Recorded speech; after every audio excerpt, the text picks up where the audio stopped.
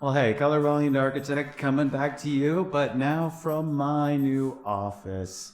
I've had my new M4 MacBook Pro for, well, I guess a couple months now. Honestly, I've been so busy trying to finish up this office that, uh, wow, time has just gone so fast. So I know a lot of you have been waiting to hear how this compares to the M1Max. So this is the new M4Max MacBook Pro. So I'm gonna show you real quick some of the Geekbench scores, the Cinebench scores, but then more importantly, I'm gonna show how it compares on Archicad. And for another video in the future, I'll test this thing out with Repit.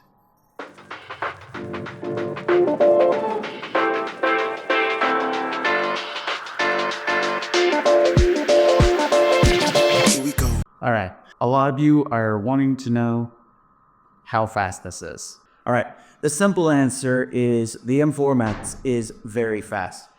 As in, Apple was not lying when they claimed that this M4Max is up to 3 times faster on graphics performance and about 1.7 times faster than this M1Max on CPU performance.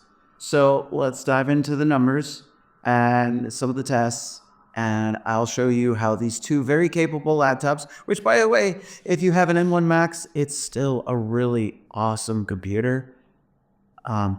It's still an amazing machine. And yet this is still so much better that I felt it was worth upgrading because of my workflow. So first, let's talk about the specs. The M1Max, this M1Max laptop is from 2021. This is the variant with 64 gigs of RAM that's shared between the graphics and the CPU. And this has 4 terabytes of ultra-fast SSD storage. And while it's not completely maxed out because that would have been the 8 terabyte option for the SSD, I didn't feel like it made sense to spend an extra $1,000 for that extra 4 terabytes that honestly, I've never actually come up even close. I tend to average about 2 terabytes of usage, thanks to both iCloud and Dropbox being very good at offloading things that I don't need for the most part. Now let's talk about the M4Max. The M4Max laptop that I got is almost the same specs in terms of like the package that I got. I still got the 4 terabyte SSD, but this one I maxed it out with a 128 gigs of shared RAM, which was not even available on the M1. And then I think, if I'm not mistaken, this one has 40 GPU cores and 16 CPU cores, and then an additional 16 neural engine cores, which is one of the reasons why, although you can use Apple Intelligence on the M1 series, the M4 series is a lot faster at doing the Apple Intelligence.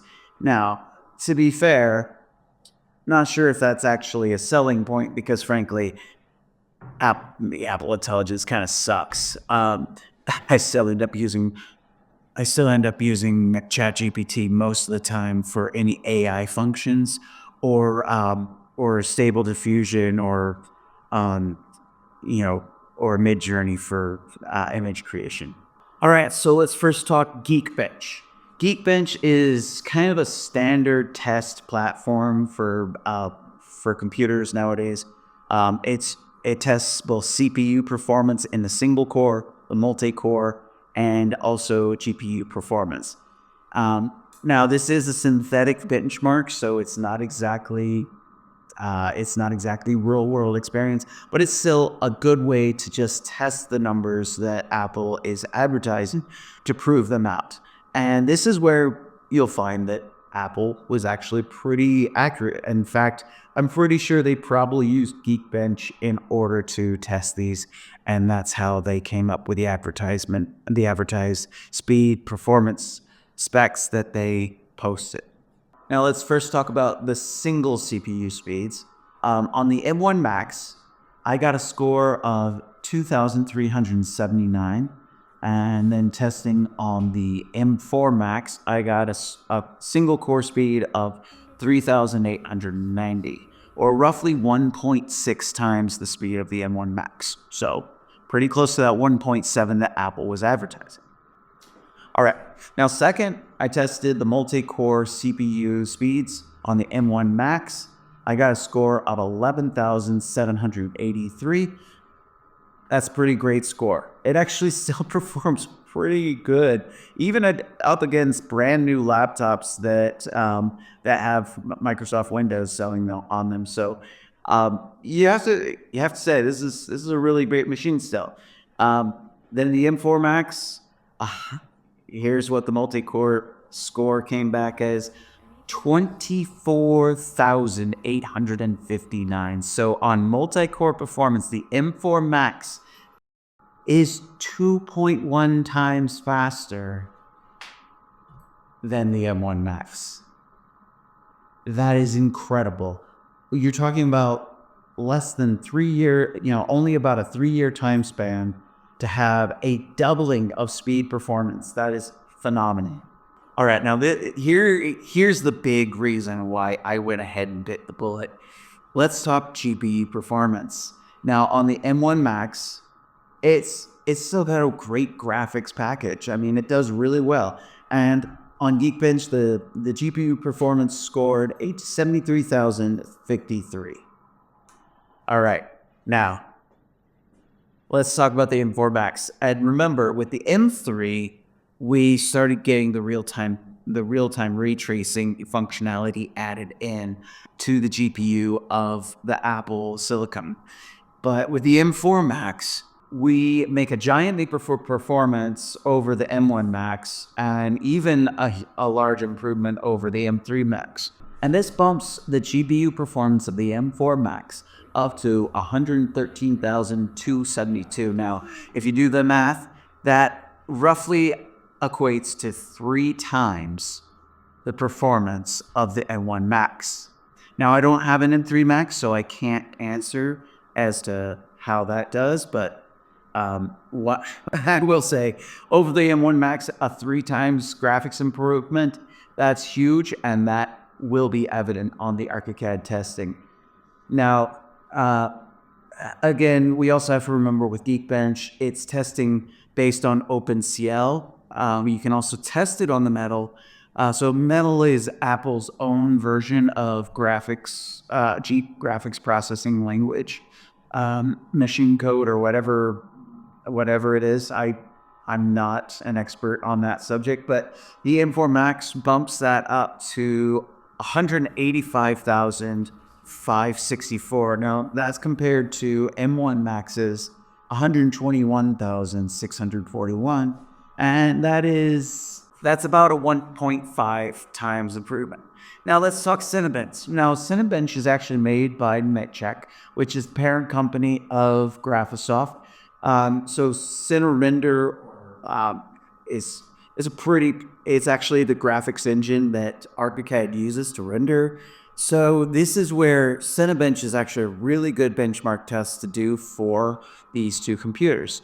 All right, so now using the Cinebench synthetic benchmarking tool, the way Cinebench does it is a little bit different than Geekbench, where Geekbench just does a bunch of really quick tests. Cinebench basically sits there and renders for 10 minutes and sees how many times it can render the same engine over in a certain amount of time. And it's a fairly complex image, so it's a reasonably good test. Now, the M1 Max performed fairly decently with a single core speed of 110. The M4 Max scored 167. So again, with about the 1.5 to 1.7 speed improvement on CPU. The multi-core speed for the M1 Max was 677. The M4 Max, 1,741. So on the multi-core, on Cinebench at least, the M4 Max is about 2.6 times faster. Now, okay, so for Cinebench on the GPU, the graphics processing unit test, This is where the M4Max really outshines the M1Max quite a bit. So when we look at the GPU score on Cinebench for the M4Max, it's 15,909. That compares to the M1Max's score of 4,542. Again, this is a speed improvement of over 3 times. Can you see why I'm excited? This is really cool. Now, of course, these are synthetic benchmarks, so they're completely meaningless unless you actually put it to the test. You actually try it out on real software. So here we go. Let's get into Archicad. Anecdotally, a couple days after getting my new M4Max laptop, I was pushing hard on the deadline for a 198 unit apartment building. It was a highly complex building, lots of units. We had everything modeled out in all the units, the exterior modeled out. So this was pretty much right before submitting it for permit. And I'll tell you, probably billions and billions of polygons in the model. So this is a pretty complicated 3D model.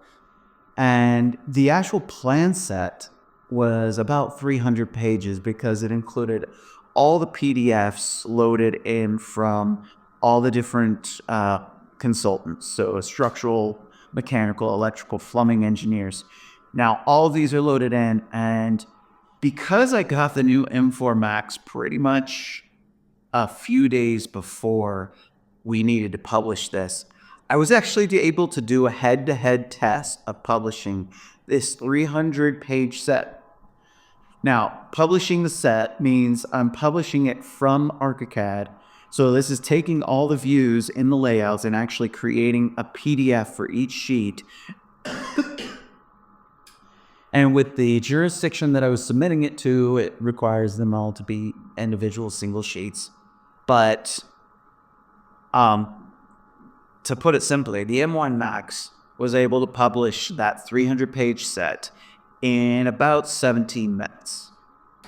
Now, on the M4Max, this same exact set of plans took about 10 minutes. So that's about 1.6 times improvement. So that right there, that's a real world test that actually matches the Geekbench scores, right? 1.6, that's exactly what I measured on Geekbench. That's exactly what I got between these two machines doing the exact same task on the exact same file in the exact same version of Archicad. So there you have it. That's one of the biggest improvements, because think about it. If you're able to publish a set in 1.6 times faster, oh my goodness, that's great. That really helps. Now, of course, while you're editing, that's where we spend most of our time, is editing, either in floor plan mode or in 3D mode. And honestly, I don't know about you, I love editing in 3D. There's just something beautiful about actually seeing the space, being in 3D, and actually editing it in 3D, because when you're in floor plan mode, it's like, yeah, that's a really important view to be able to see too. And same thing with sections and elevations. But being able to be in 3D is such a great thing. Now, add to that having shadows and ambient inclusions so that it actually mimics reality a little bit more real. That helps a lot too. Now, of course, Archicad 28's made some huge improvements over prior versions in terms of how good the 3D view looks in Archicad. Now, if we go to the M1Max, it still does pretty good. I mean, we're talking about 198 apartment units, fully modeled out, all the furniture still turned on, and it was able to orbit just fine. You could see in this video, it does great. Let's take a look at the M4Max. You'll notice on the M4Max, there's a significant improvement in the smoothness. Now, this is really a feeling, right? You can't really, I don't really know if there's a way for me to measure specifically. You can visually see the frame rate being better on the M4Max, but it does feel smoother. It feels more fluid, and So obviously for me, that's a big thing. Just being able to, um, you know, it's just nice to be able to smoothly go through. Now, also remember that when you're comparing Archicad to other synthetic benchmarks or even gaming, for example, because a lot of computers are designed for games. One of the things is games are optimized for graphics performance. You might not be able to see it, and yes, some of these games look amazing when you play video games, especially like some of these first-person realistic multiplayer games. They can be quite immersive. But again, these are still optimized. They've been dramatically improved so that you're only seeing what they want you to see, and they're using a lot of chicanery to fake your eyes into thinking that you're seeing a more realistic scene than you really are. Whereas in Archicad, there's you can't really fake it because it's there. It's showing you what you have in your model. So it's got to process the stuff. Now, whether or not Graphisoft's backing that up and like kind of saying, okay, up to a certain distance within the 3D model, we're not gonna render that as carefully. Sure. I hope they're doing something like that because that helps us, right? Because honestly, our eyes don't really need to be able to see with precision perfection all the way out into infinity because that's not how our eyes work. Our eyes only have a certain range where we can actually see really well. But it should be noted, turn off your doorknobs, turn off your, like extra stuff if your graphics performance isn't doing that great. Because you can always have those turn on for the 3D renderings where you're using the CPU and you can let it just churn. But at the same time, on this M4Max, you see, I've got all the doorknobs turned on and it's doing just fine. Just saying, that makes me happy because it's less thinking I have to do to remember to set the graphics within the model to perform well. All right. For rendering, I'm going to be honest with you. I don't really like Archicad's center render.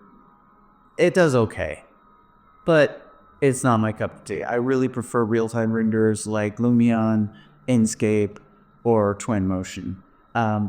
Just much more intuitive. That's just the way I like to work. Currently, I'm using Inkscape. That's my personal favorite flavor, mainly because it has a really good integration with Archicad, where it can actually have Archicad and Inkscape up on two different monitors and actually synchronize the views, which is very helpful. There is a performance hit, of course, having that synchronization. And it's much more noticeable on the M1Max than it is on the M4Max. But anyways, it is a fluid process. Now, admittedly, I was a little bit disappointed with Inkscape because with the M4Max, there wasn't really that much of a noticeable improvement. Yes, the render times were a lot shorter, but the actual fluid motion throughout the model in Inkscape doesn't really wow me. But specifically on the rendering, the M4Max only took 30 seconds compared to 1 minute and 20 seconds on the M1Max to render AC. Now, again, that's showing roughly a 1.6x improvement.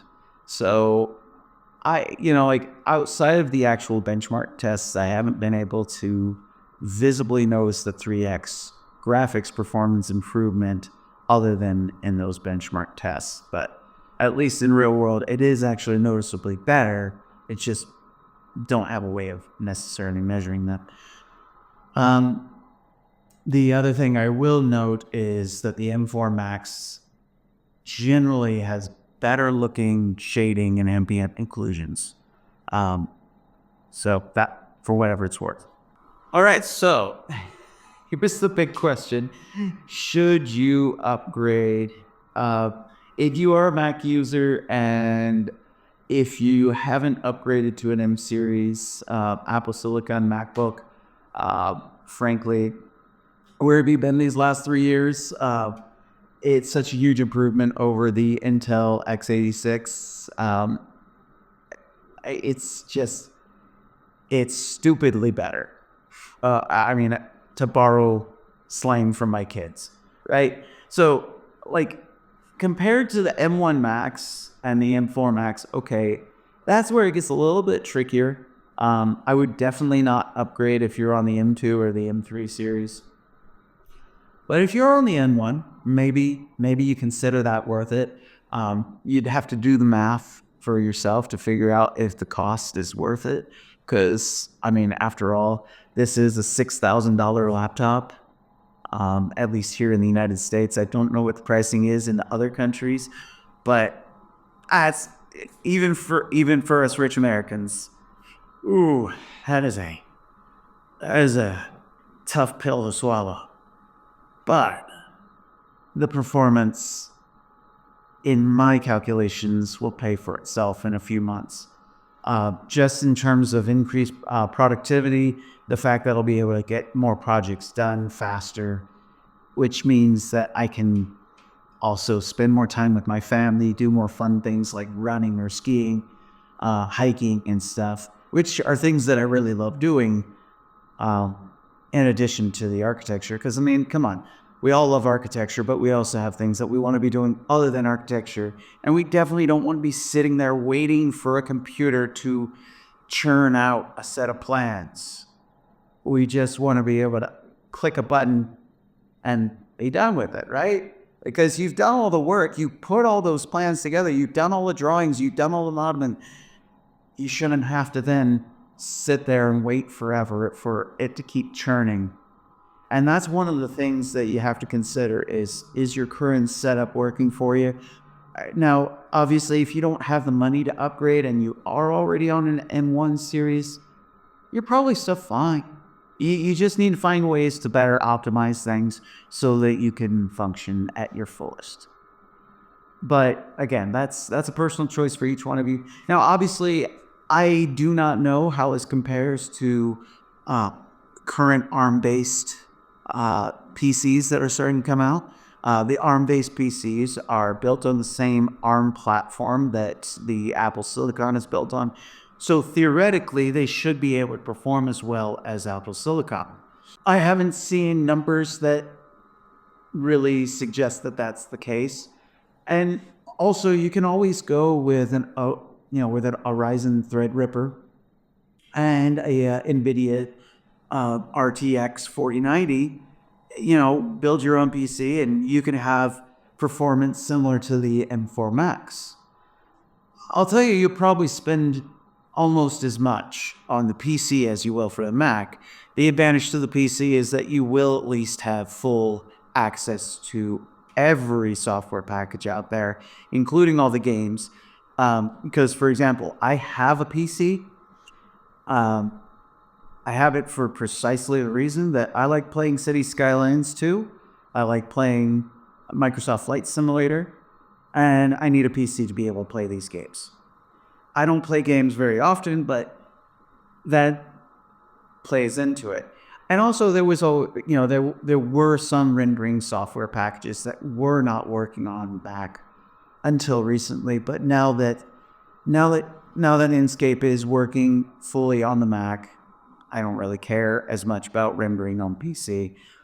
The other thing that I use the PC for is for processing drones. So, as many of you may know, I am a licensed drone pilot here in the United States.